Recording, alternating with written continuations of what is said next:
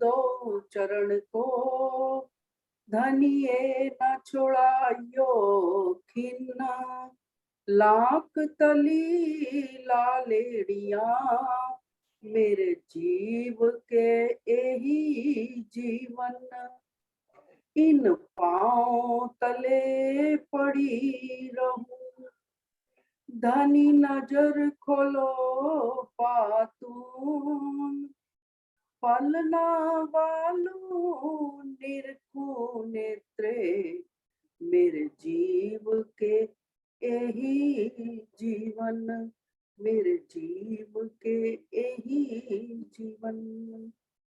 समस्त सुंदर साथ जी के चरणों में कोटानी कोट दंडवत प्रणाम। सुंदर साथ जी, इस कार्यक्रम में अति आनंद की अनुभूति हम सब सुंदर साथ कर रहे हैं। सिर्फ चर्चनी, बीतक, वाणी चर्चा, इसके अतिरिक्त ये सुख और कहाँ मिलेगा हमें। धनी यही बैठे बैठे हमें सारे सुख दे रहे हैं। अब सिर्फ हमारे जीव को उद्यम करना है, और जैसे अभी विजय जी भाई साहब जी बता रहे थे कि हम जो आंखें बंद करें तो हमारे समक्ष श्री राज जी, श्री श्यामा जी का स्वरूप आ जाए, आकर के विराजमान हो जाए, फिर हम उनके चरणों का आश्रय लेकर आनंद का अनुभव करते रहे। सुंदर साथ जी, अर्श तुम्हारा मेरा दिल है, इत आए करो आराम, सेज बिछाई रुच रुच के, यही तुम्हारा विश्राम। आज के चितवन में हम सर्वप्रथम अपने सद्गुरु महाराज के चरणों में साष्टांग प्रणाम करते हैं, और फिर उन्हीं का वरद हस्त अपने शीश पर अनुभव करते हुए, उन्हीं का आश्रय लेते हुए हम इस क्षर ब्रह्मांड को पार करके तत्पश्चात योग माया के ब्रह्मांड को, अक्षर ब्रह्म के चारों पादों को पार करके परम धाम में प्रवेश करते हैं। सुंदर साथ जी, परम धाम अद्वैत की भूमिका है, इश्कमयी भूमिका है, आनंद की भूमिका है, चेतन भूमिका है। इसमें 7 परिक्रमा का वर्णन हम परिक्रमा वाणी में भी और चर्चनी के माध्यम से भी समझते हैं। पहली बड़ी राम की परिक्रमा, दूसरी छोटी राम की परिक्रमा, तीसरी परिक्रमा है वन की नहरों की अथवा वन के मोहल्लातों की परिक्रमा। चौथी परिक्रमा जो हम देखते हैं वो है अति विशाल माणिक पहाड़ की परिक्रमा। सुंदर साथ जी, 5वीं परिक्रमा जो है जवेरों के महलों की परिक्रमा अथवा जवेरों की नहरों की परिक्रमा। छठी परिक्रमा में श्री जमुना जी, 7 घाट, भोज कोसर, पश्चिम की चौगान, पुखराज पर्वत आदि समाये हुए हैं। 7वीं परिक्रमा जो बिल्कुल समीप की परिक्रमा है रंग भवन के, वो है चांदनी चौक, बट पीपल की चौकी, नूरबाग, फूलबाग, लाल चबूतरा और खड़ोकली की परिक्रमा। इश्क की भूमि में खड़े होकर अपना निज स्वरूप की पहचान करके, क्योंकि वहां का जो स्वरूप है यहाँ के रूप से बिल्कुल भिन्न है। अति सुंदर, अति कोमल स्वरूप हमारा है। हम परम धाम में पहुंचते ही श्री राज श्यामा जी का हर पल, हर कदम पर अपने सामने ही, अपने समक्ष ही अनुभव करने लग जाते हैं। हमारी आत्म आज उनके साथ जवेरों के महलों की शोभा का आनंद देखना चाहती है और सब सखियों को साथ ले करके हम आज जवेरों के महलों की शोभा को निहारेंगे। सुंदर साथ जी एक वाणी में चौपाई है, चलो चलो रे साथ आपन जइये धाम, मूल वतन धनिये बताया, जित ब्रह्म सृष्टि श्यामा जी श्याम। मोहोल मंदिर अपने देखिए, देखिए खेलन के सब ठोर, जित है लीला श्याम समा जी, साथ जी बिना नहीं कोई और। सुंदर साथ जी उस अद्वैत आनंदमय भूमि में हम सखियों श्यामा जी और श्री राज जी के सिवा और कोई नहीं है। हर स्वरूप में हर जड़ पदार्थ, वहां जड़ता तो है ही नहीं, वहां पर जो जड़ पदार्थ भी है वो चेतन है। श्री राज जी के आभूषण भी चेतन, वस्त्र भी चेतन, सब तरफ चेतन चेतन का ही साम्राज्य है। सुंदर साथ जी हम सब भली भांति जानते हैं परम धाम के मध्य में रंग महल शोभा ले रहा है। रंग महल की पूर्व दिशा में 7 वन, श्री जमुना जी, लाल चबूतरा, बड़ो वन, ताड़ वन, मधुवन, महावन और पश्चिम दिशा में और पुखराज पहाड़ भी आया है। उत्तर दिशा में पुखराज पहाड़, लाल चबूतरा, बड़ो वन, ताड़ वन, महावन आया है। रंग महल की पश्चिम दिशा में फूलबाग, नूरबाग, अन्नवन, धूप दुलीचा और बट पीपल की और पश्चिम की चौगान आई है। उत्तर दिशा में उत्तर रंग महल की दक्षिण दिशा की तरफ चलें तो वहां बट पीपल की चौकी, कुंज निकुंज वन, भोज कोसा, 24 हांस का महल और माणिक पहाड़ की शोभा आती है। रंग महल की जो अब हमने ये चारों तरफ की शोभा को देखा है, यह दूसरी परिक्रमा है। अंदर से चले तो यह दूसरी परिक्रमा है। आइए अब जवेरों के महलों में प्रवेश करते हैं। इन सबको घेर कर जवेरों की नहरों की शोभा आई हुई है। इन महलों के 9 फिरावे आए हैं, जिसमें प्रथम फिरावे में जो महल हैं वो 4 भोम ऊंचे हैं। दूसरे फिरावे के महल 8 भोम ऊंचे हैं। तीसरे फिरावे के महल 16 भोम ऊंचे हैं और चौथे फिरावे के महल 32 भोम ऊंचे हैं। इसके पश्चात 5वां फिरावा जो है वो 64 भोम ऊंचा आया है। फिर इसके पश्चात घटते हुए 6ठा फिरावा 32 भोम का जो महल आए हैं छठे फिरावे में 32 भोम के, 7वें फिरावे में 16 भोम के, 8वें फिरावे में 8 भोम के और 9वें फिरावे में 4 भोम ऊंचे महल आए हैं।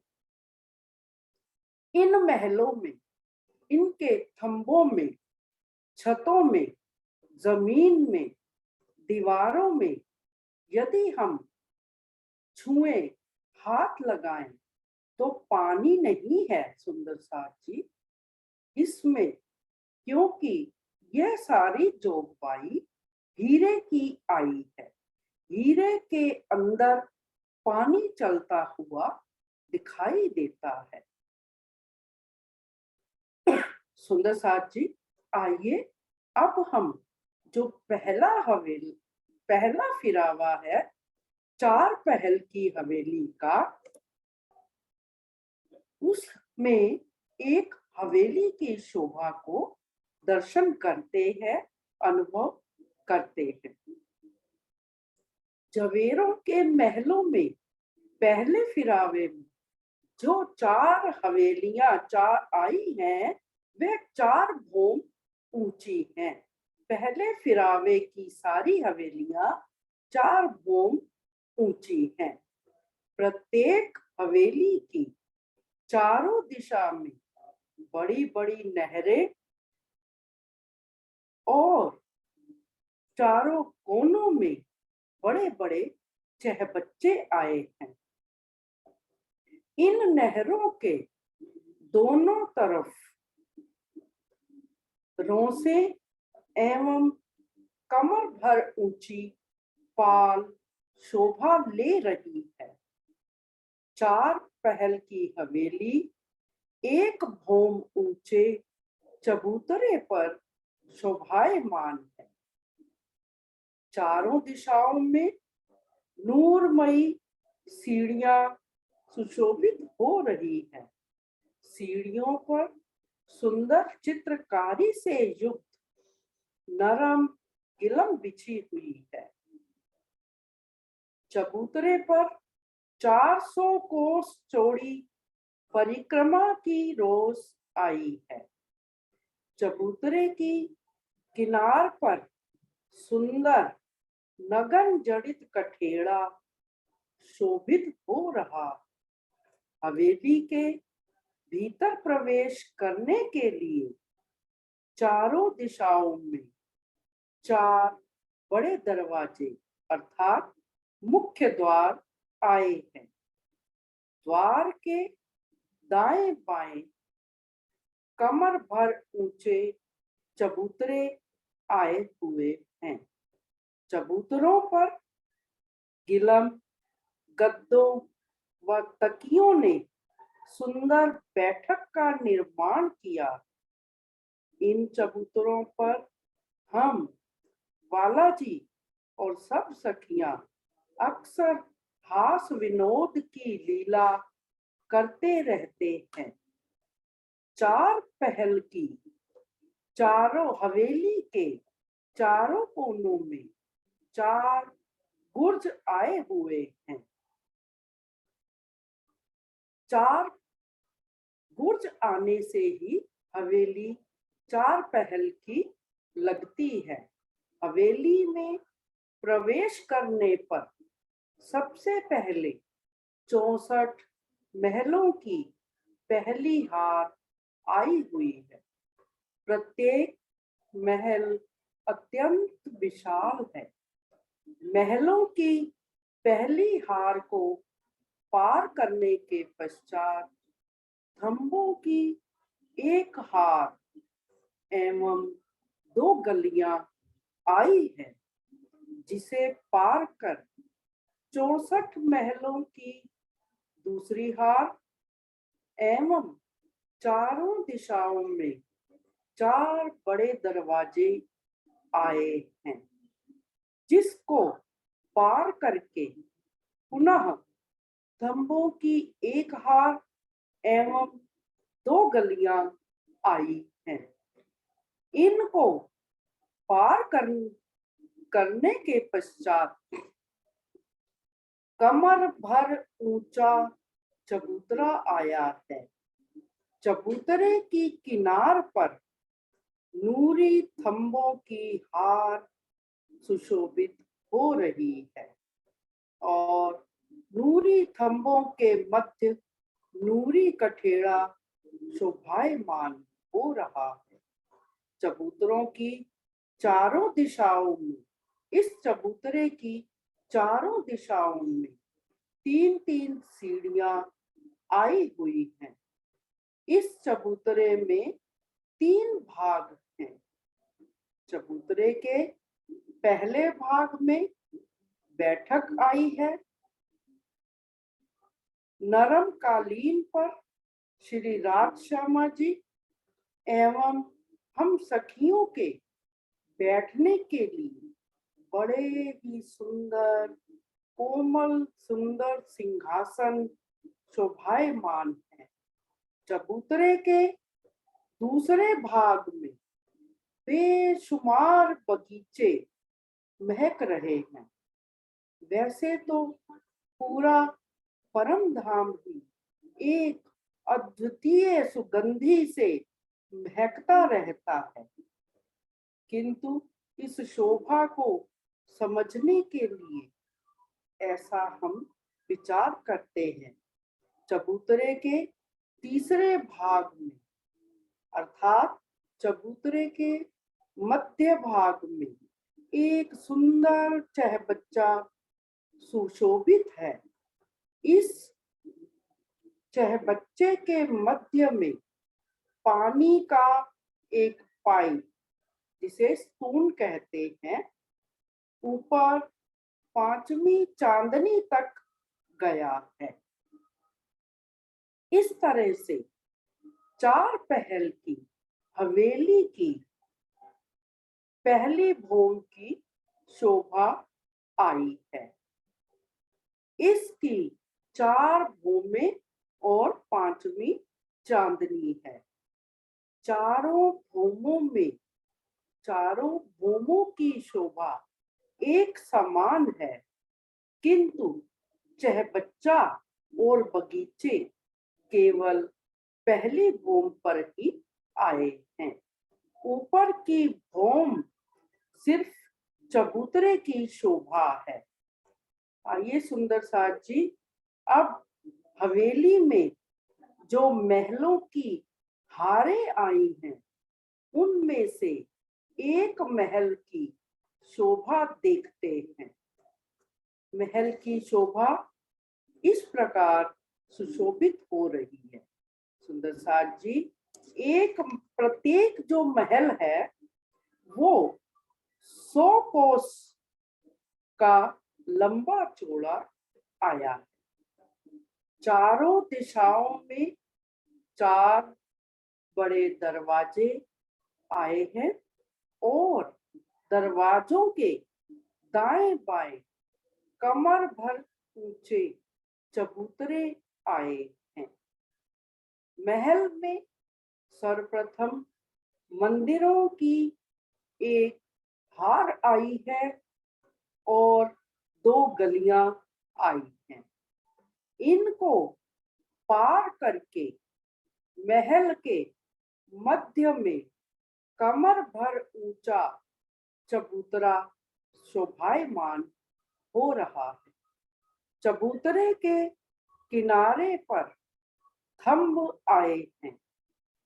थंबों के मध्य में नूरी कठेड़ा आया है। चबूतरे के ऊपर सुंदर नरम गिलम सुंदर सिंहासन और कुर्सियों की शोभा आई हुई है। सभी महल आपस में जुड़े हुए हैं। सुंदर साथ जी, जिस तरह एक महल की शोभा है, उसी तरह बाकी के सभी महलों की शोभा का हमें अपने हृदय में अनुभव करना है। सुंदर साथ जी, चलिए कुछ पल के लिए हम चांदनी की शोभा को निहारते हैं। चांदनी के मध्य में कमर भर ऊंचा चबूतरा सुशोभित हो रहा है। इस चबूतरे के मध्य में एक चहबच्चा आया है। चहबच्चे में कमर भर गहरे जल चबूतरे पर सीढ़ियां उतरी हुई हैं। चहबच्चे की किनार पर सुंदर कठेड़ा भी सुशोभित है। इस चहबच्चे से 5 फव्वारे निकलते हैं।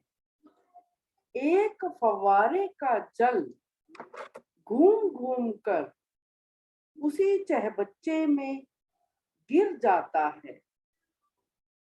बाकी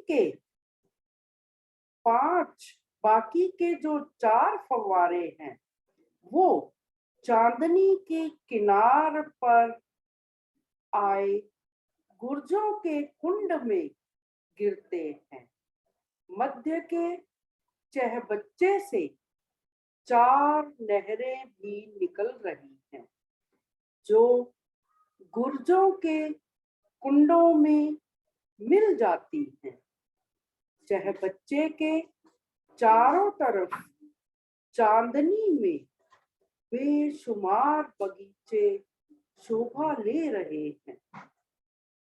बगीचों को घेर कर चांदनी की किनार पर कमर भर ऊंचा चबूतरा आया है। इस चबूतरे से लगते हुए गुर्जों की चांदनी पर कुंड आए हुए हैं। गुर्जों के कुंडों से जल चादरों के रूप में 5 भौम नीचे जमीन पर आए हुए कुंडों में गिर जाता है, जिसकी शोभा देखते ही बनती है।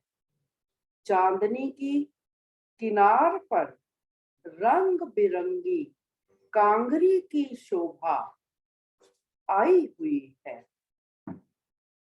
सुंदर साथ जी, ये चांदनी की शोभा थोड़ी से शब्दों में हम अनुभव करें और उसके पश्चात हम हवेली के चारों तरफ की जो शोभा है उसको निहारने का प्रयास करते हैं। सुंदर साथ जी, हवेली के भौम भर ऊंचे गोल चबूतरे से लगती हुई जमीन पर कमर भर ऊंची रोंस आई हुई है। यह कुंड और इन रोंसों पर ही, इस रोंस के ऊपर ही जो 4 कुंड आए हुए हैं, यह कुंड गुर्जों के ठीक सामने बने हुए हैं, जिससे कि गुर्जों की चांदनी पर जो कुंड आए हैं उन कुंडों से जल चादरों के रूप में इन कुंडों में गिरता रहता है। 4 कुंडों से 4 नहरें भी निकल रही हैं जो बड़ी नहरों में जाकर समा जाती हैं। बड़ी नहरों व इन नहरों की मिलने के स्थान पर, इनका जो संधि स्थान है, मिलने का स्थान है, वहां पर चहबच्चे की शोभा आई हुई है। हवेली के चारों तरफ बगीचे भी शोभायमान हो रहे हैं। इन बगीचों में 5 भौम ऊंचे नूरमयी वृक्ष भी शोभायमान हैं, जो रूहों के मन को स्वतः ही आकर्षित करते रहते हैं। वृक्षों की जो चांदनी है हवेली की चांदनी से मिल जाती है। सुंदर साथ जी, इसी तरह से 8 पहल की हवेली जो है वो 8 भौम ऊंची है। 16 पहल की हवेली 16 भौम ऊंची है। 32 पहल की हवेली 32 भौम और 64 पहल की हवेली 64 भौम ऊंची सुशोभित हो रही है।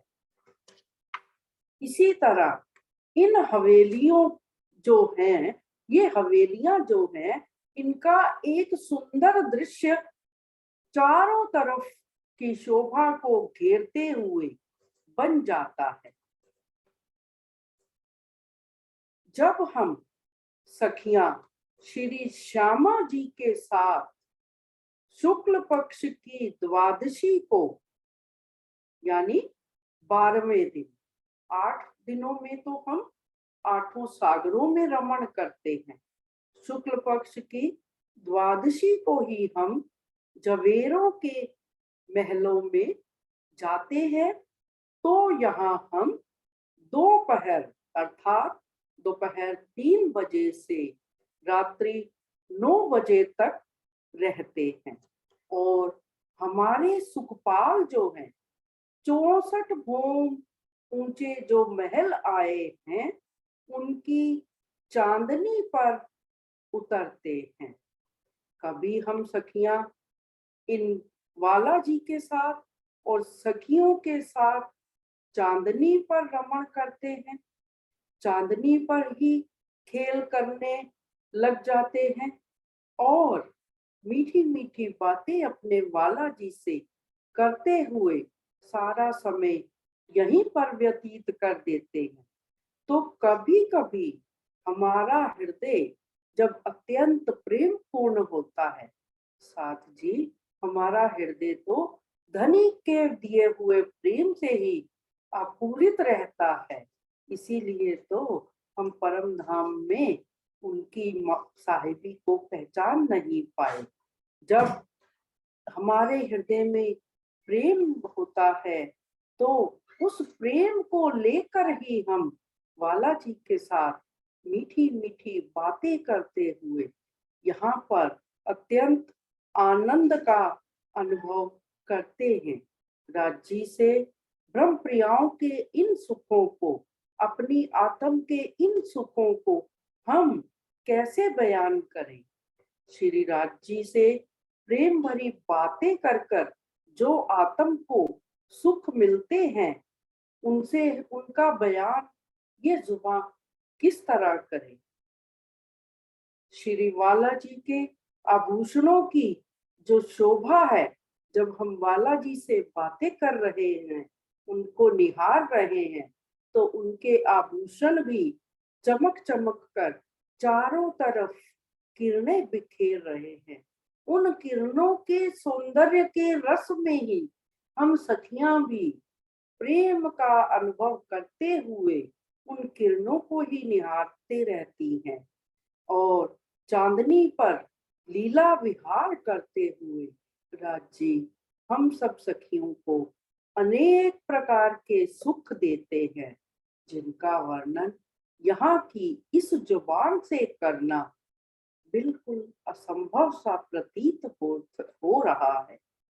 चांदनी शीतल चंद्रमा की छटकती चांदनी रात में वाला जी का किशोर स्वरूप, सुंदर स्वरूप अत्यंत अद्भुत सुहावना लग रहा। वाला जी की अद्भुत छवि को देखकर इंद्रावती सखी अन्य सखियों से कहती है, सखियों वाला जी के वचन तो सुनो, कितने प्यारे बोल बोल रहे हैं।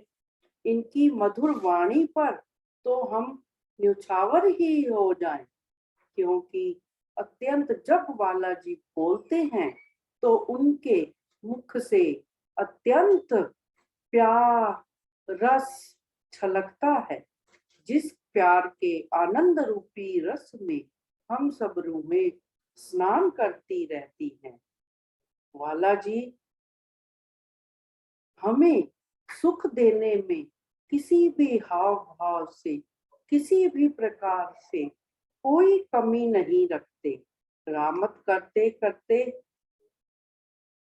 तो वो सुंदर सखियों पर भी न्यौछावर होते हैं और सखियां उन पर बलि बलि जा रही हैं। इस समय तो अत्यंत आनंद का अनुभव होता है। हे सखियों, वाला जी से आनंद लेते समय मैं कभी भी ऐसा लगता है कि उनको अपनी नेत्रों के पलकों पर ही बिठा लूं और उसी आनंद में खोई रहूं, उसी आनंद में डूबी रहूं जिसमें वाला जी हमेशा हम सखियों को डुबो रहे हैं। मैं ऐसा वाला जी किसी तरह भी हम पलकों पर अपने हमारी पलकों पर अपने चरणों को नहीं रखने देते। यदि मैं ऐसा कर लूं तो मुझे करार मिल जाए, किसी प्रकार से मैं वाला जी को अपना बना लूं, मुझे तब तुम मुझे शाबाशी देना। इंद्रावती सखी सखियों से कह रही है। ऐसा कहकर इंद्रावती सखी वाला जी के पास जाती है और कहती है, वाला जी सुनो, आपके चरणों के आभूषण कितने मनमोहक, कितने मीठे लग रहे हैं। इनमें जड़े जवाहरातों से नूरी ज्योति झलक रही है। आपकी झांझरी से तो अत्यंत रस भरी आवाज निकल रही है। मेरी इच्छा है कि आपके चरणों को मैं अपने नैनों से निहारूं। वाला जी कहते हैं, हे इंद्रावती, मैं अपने चरण तुम्हारे आगे रख देता हूँ, किंतु तुम कोई शरारत मत करना। कितना आनंदमय वातावरण हो जाता है ऐसी बातें वाला जी की और इंद्रावती की सुनकर, क्योंकि एक सखी से बात करते हैं तो सब सखियां आनंदित हो जाती हैं। जैसे ही वाला जी अपने चरण इंद्रावती जी के आगे रखते हैं तो इंद्रावती जी ने उनके चरणों को अपने कोमल हाथों से उठाकर अपने नेत्रों से लगा लिया और वाला जी ने तुरंत ही अपने चरण वापिस खींच लिए और इंद्रावती जी को कंठ से कंठ लगाकर मिलन कर लिया और उनको अत्यंत आनंद प्रदान किया। इस प्रकार सब सखियां उस आनंद में मगन हो गई। इस तरह वाला जी जवेरों के महलों में अनंत सुख देते हैं। वो नए नए ढंग से रामत करके खेल में प्रेम को बढ़ा देते हैं। प्रेम उत्तरोत्तर यानी हर पल बढ़ता ही जाता है। धनी के साथ मनवांछित लीलाओं के सुख लेने के बाद हम सखियां चांदनी के मध्य में आए हुए चहबच्चे में झीलना करती हैं। झीलने के पश्चात नूरी वस्त्र आभूषणों से श्रृंगार करके हम सखियां युगल स्वरूप के साथ भोजन आरोगने की लीला करती हैं। भोजन आरोगते समय हम बाला जी से लीला विहार की ही बातें करती रहती हैं।